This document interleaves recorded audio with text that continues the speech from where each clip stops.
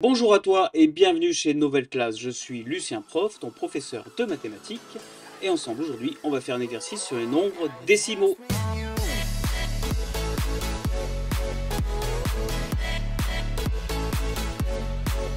Alors, voici l'énoncé.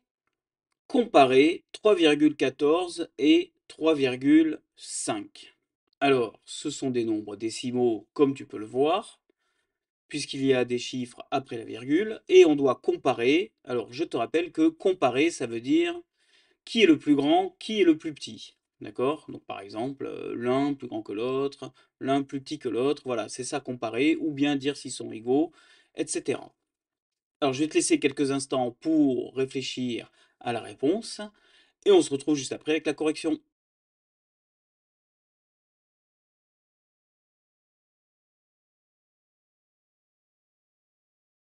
Alors, quand il s'agit de comparer des nombres qui sont décimaux, eh bien déjà, il y a une méthode à suivre.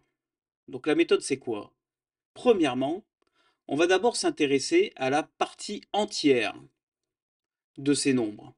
C'est-à-dire que pour le moment, on ne va pas considérer la partie décimale. On se concentre juste sur la partie entière.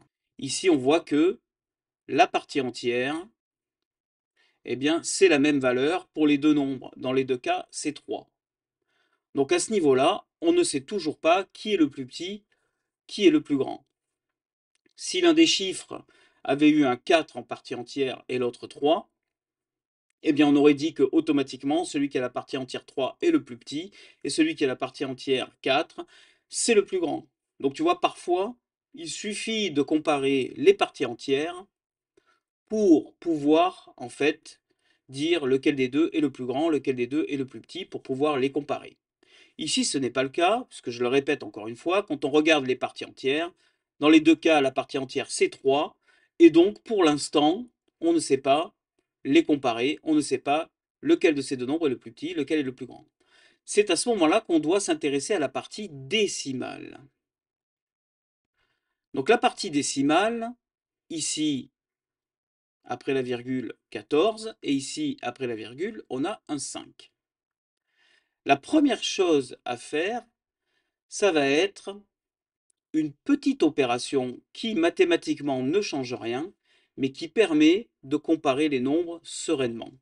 Je m'explique. Quand on a 3,14, eh bien tu sais que ce 4 ici, c'est le chiffre des centièmes. Donc en fait, le nombre 3,14, sa partie décimale va jusqu'au centième. Mais quand on regarde 3,5, eh bien ce chiffre-là, c'est le chiffre des dixièmes. Et donc là déjà, on constate qu'il y a une différence. Le premier nombre, 3,14, va jusqu'au centième. Le deuxième nombre, 3,5, va jusqu'au dixième.